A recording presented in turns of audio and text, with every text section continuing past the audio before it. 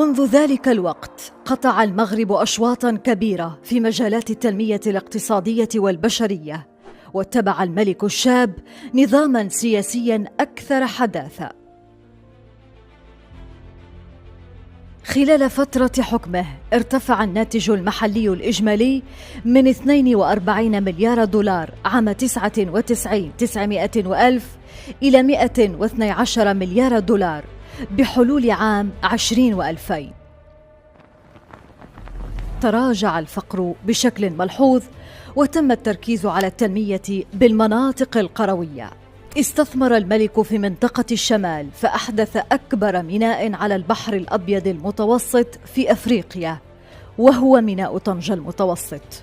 أطلق المغرب في عهد الملك الجديد القطار فائق السرعة، هو الأول من نوعه عربياً وإفريقياً. أصبحت الصناعة